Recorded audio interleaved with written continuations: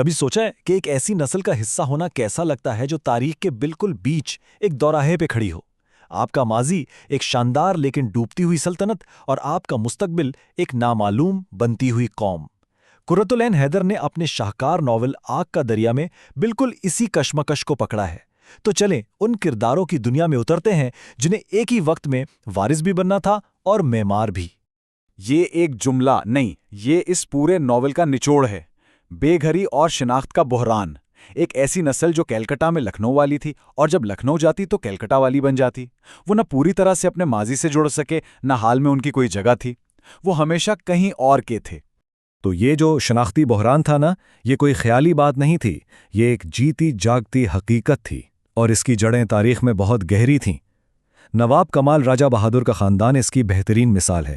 یہ لوگ اودھ کی عظیم سلطنت کے وارث تھے، جو اپنے بادشاہ کے ساتھ کلکتہ تو آ گئے، لیکن ان کی روح وہ لکھنؤ کی گلیوں میں ہی رہ گئی۔ تو اصل میں یہ صرف ایک خاندان کی کہانی نہیں ہے، یہ تو پورے ہندوستان کی کہانی تھی۔ چلیں ذرا اس ذاتی تصویر سے نکل کر اس بڑے کینوس کو دیکھتے ہیں، جہاں ایک پوری قوم اپنی تقدیر خود لکھنے کی کوشش کر رہی تھی۔ یہ تبدیلی کا طوفانی دور تھا۔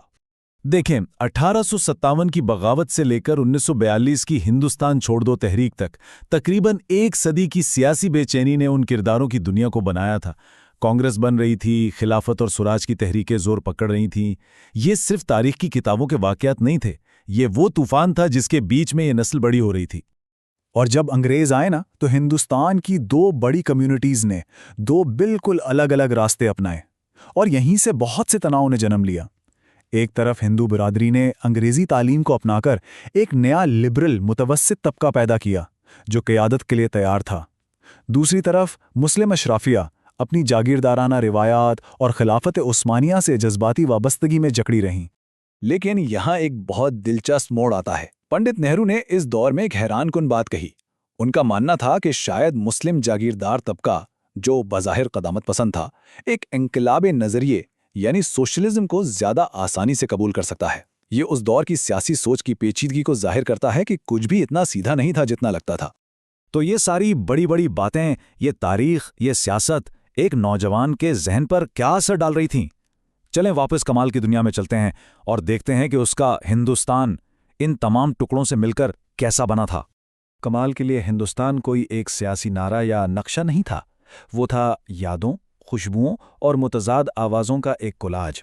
اس کے ذہن میں سرسوں کے پیلے کھیت بھی تھے، اور ساتھ ہی انگریز افسروں کے کتے بھی، مندر کے بھجن بھی گونجتے تھے، اور صوفی درگاہوں کی قوالیاں بھی۔ یہی اس کی بکھری ہوئی لیکن بے حد امیر اندرونی دنیا تھی۔ اور یہ تضاد صرف باہر کی دنیا میں نہیں تھا، یہ تو خود کمال کی اپنی ذات میں رچ بس گیا تھا۔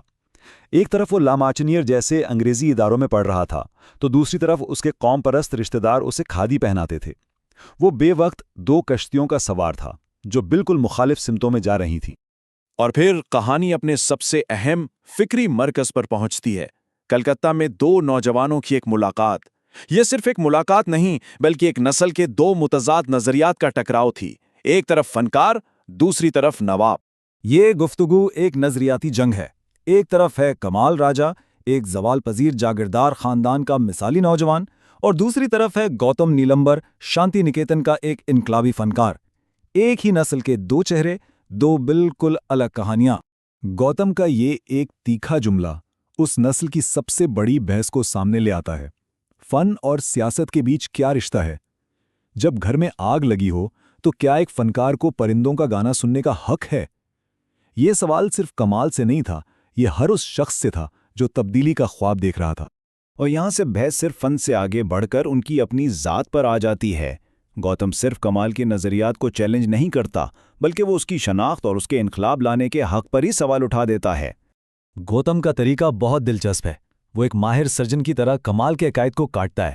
پہلے وہ پوچھتا ہے، کیا تمہیں اس سسٹم سے سچی نفرت ہے؟ اور جب کمال ہاں کہتا ہے تو وہ آخری اور سب سے گہری چوٹ کرتا ہے، لیکن تم تو خود اسی نظام کی پیداوار ہو۔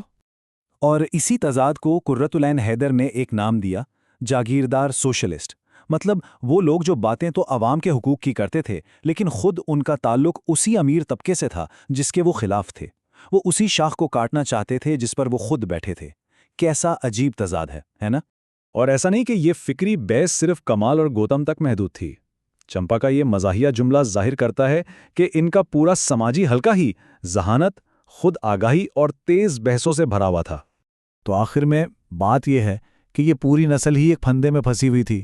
وہ ایک مرتی ہوئی ثقافت کے وارث تھے، لیکن انہی پر ایک نئے معاشرے کی تعمیر کی ذمہ داری بھی تھی۔ وہ بیک وقت ماضی کا نوحہ بھی تھے اور مستقبل کا خواب بھی۔ تو یہ ناول ہمیں ایک بہت بڑے سوال کے ساتھ چھوڑ جاتا ہے، ایک ایسا سوال جو شاید آج بھی اتنا ہی سچ ہے۔ کیا وہ لوگ جو پرانے نظام کا حصہ ہوں واقعی ایک نیا نظام بنا سکتے ہیں، یا پھر ایک نیا مستقبل بنانے کے لیے پہلے اپنے اندر کے ماضی کو ختم